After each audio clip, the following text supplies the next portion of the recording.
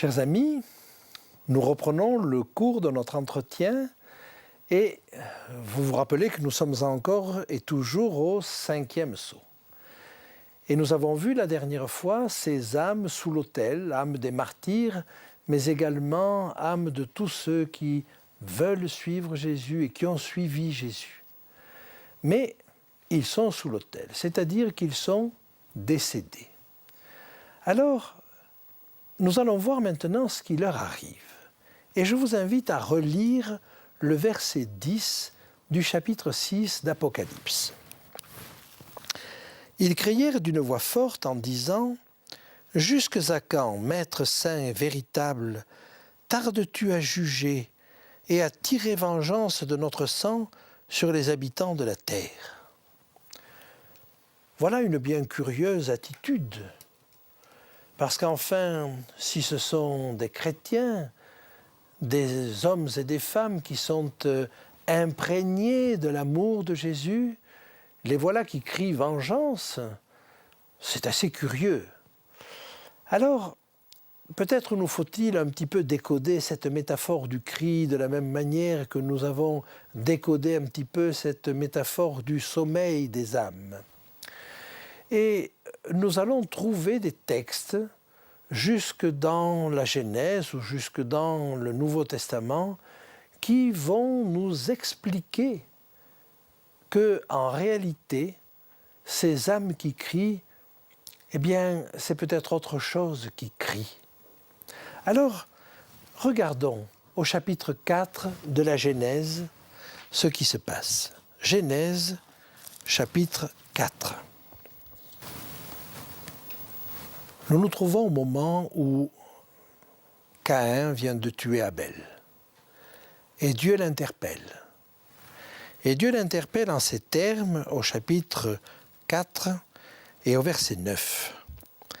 L'Éternel dit à Caïn, « Où est ton frère Abel ?» Il répondit, « Je ne sais pas. Suis-je le gardien de mon frère ?» Abel n'est pas là pour crier. Il n'est pas blessé, il est mort. Et Dieu va faire à Caïn cette remarque. Dieu dit, qu'as-tu fait ? La voix du sang de ton frère crie de la terre jusqu'à moi. Ton frère n'est plus là pour crier, mais son sang crie. Parce que tu l'as tué de manière injuste. Et cette injustice crie. Et on parle d'une injustice criante. Alors, j'aimerais vous dire encore que dans le Nouveau Testament, c'est la même chose. Et dans l'épître de Jacques, au chapitre 5, nous trouvons à peu près la même chose. Et Jacques avertit les riches peu scrupuleux. Et il leur dit ceci. Voici, le salaire des ouvriers qui ont moissonné vos champs et dont vous les avez frustrés crie. Et les cris des moissonneurs sont parvenus jusqu'aux oreilles du Seigneur des armées. Et ici, c'est un salaire qui crie. Les moissonneurs crient, mais le salaire crie. Et qui plus est, un salaire qui n'a pas été versé, un salaire qui n'existe pas. Mais ce qui crie, c'est l'injustice qui a été faite à ces hommes-là. Alors l'injustice est criante. Et il y a d'autres textes qui utilisent la même métaphore. Quand un homme a subi une injustice, alors ou lui, ou s'il n'est plus là, ses descendants, ses représentants, ses ayants droit, poussent des cris. Et on pourrait dire de la même manière que les descendants des esclaves crient et que les esclaves, le sang des esclaves crie à travers la voix de leurs descendants. Peut-être savez-vous que les Indiens d'Amérique, les Indiens d'aujourd'hui, ont fait un procès à Christophe Colomb. Et ce procès, me direz-vous, mais à quoi sert-il ? Christophe Colomb n'est plus là. Mais ces personnes-là estiment qu'une injustice a été commise vis-à-vis de leurs ancêtres. Et ils n'espèrent pas récupérer leurs ancêtres. Ils n'espèrent pas récupérer leurs terres. Mais qu'espèrent-ils ?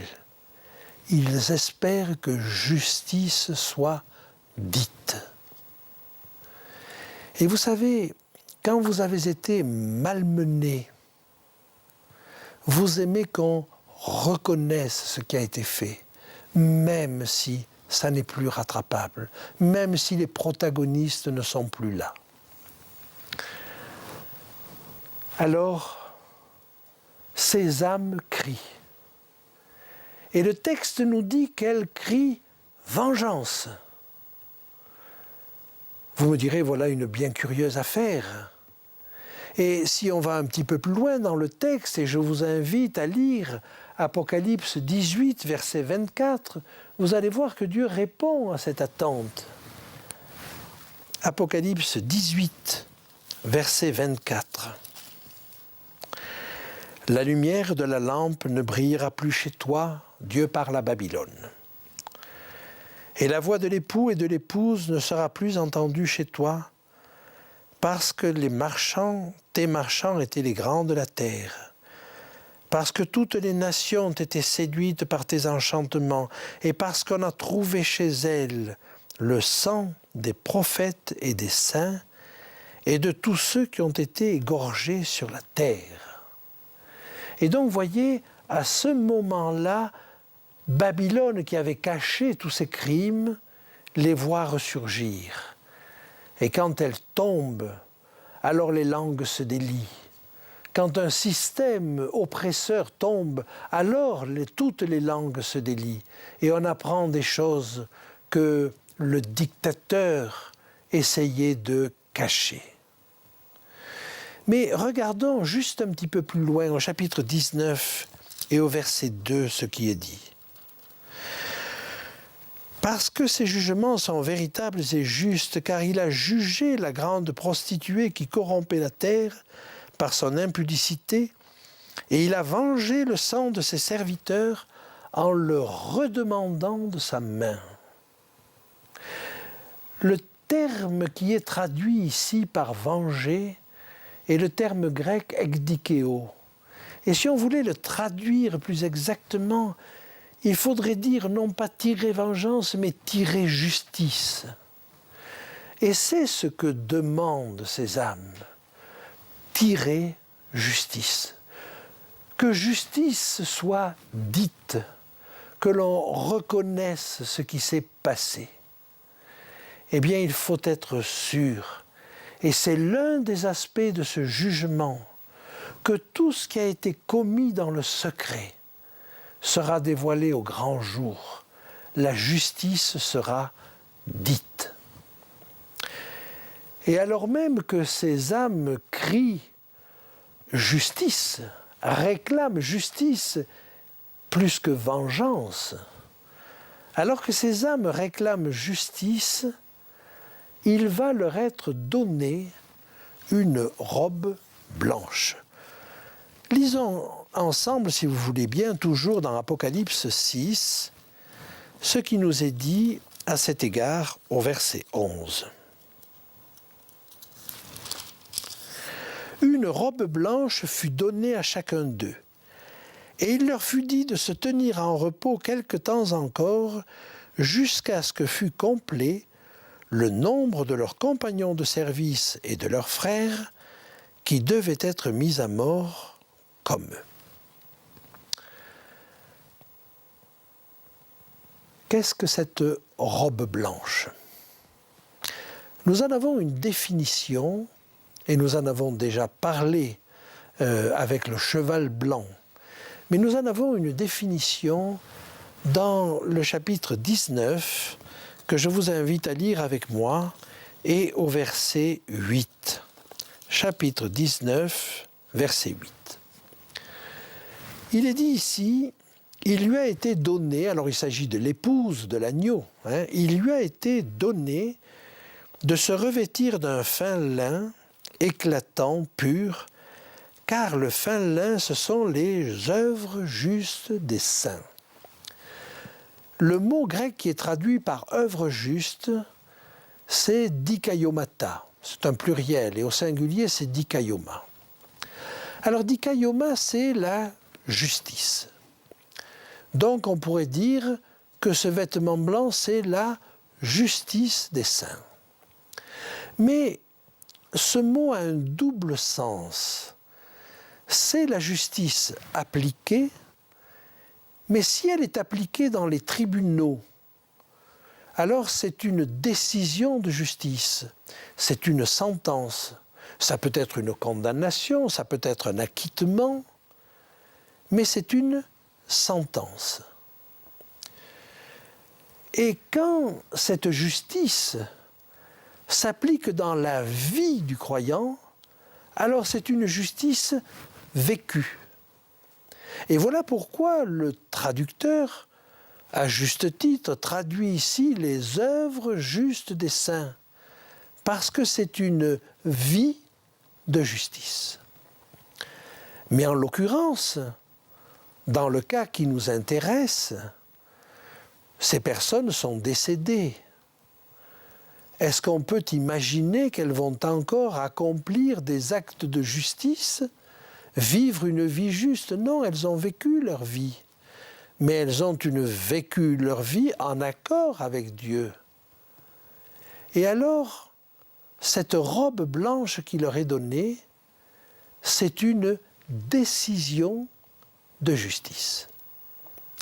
Alors cette décision de justice, eh bien, c'est qu'ils sont sauvés. En effet, quand vous regardez par exemple dans la lettre à Sardes, il est dit de ceux qui marchent avec Dieu qu'ils marcheront en vêtements blancs parce qu'ils en sont dignes.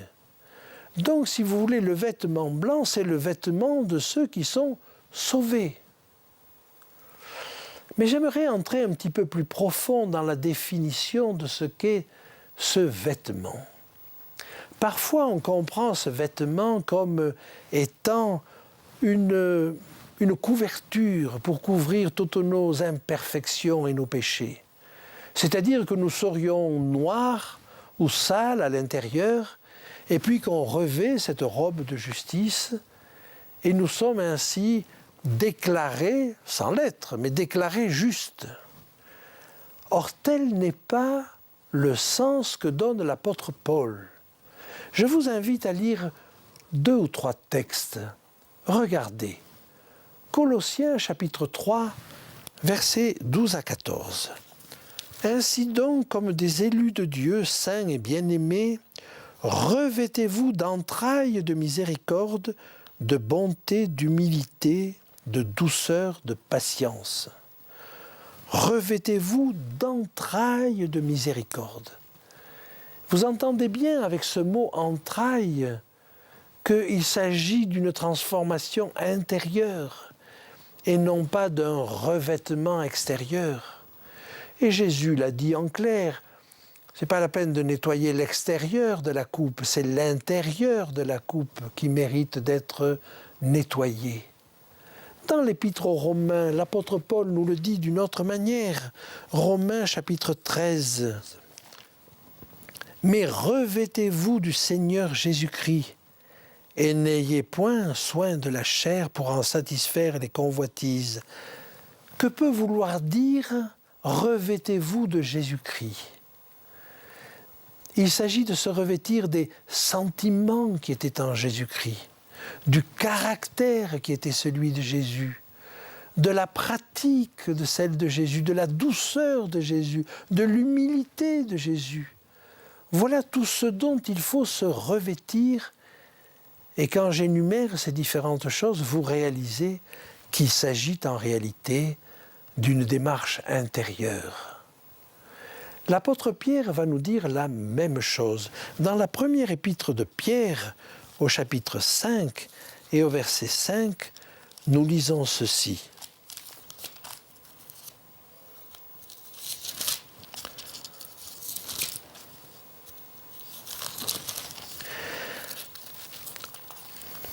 Première épître de Pierre, au chapitre 5 et au verset 5.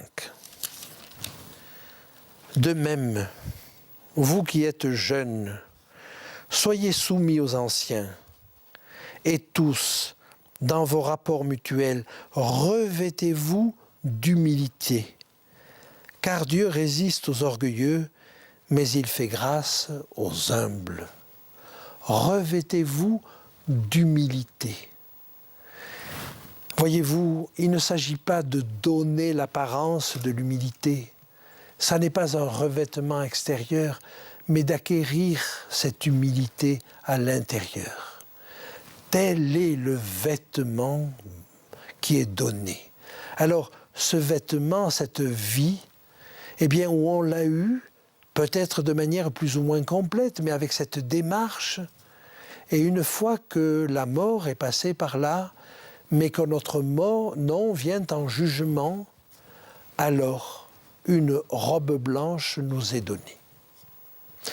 Nous verrons au chapitre 7 d'Apocalypse un autre cas de figure, où des personnes lavent de leur vivant leur robe blanche, mais nous en parlerons en son temps.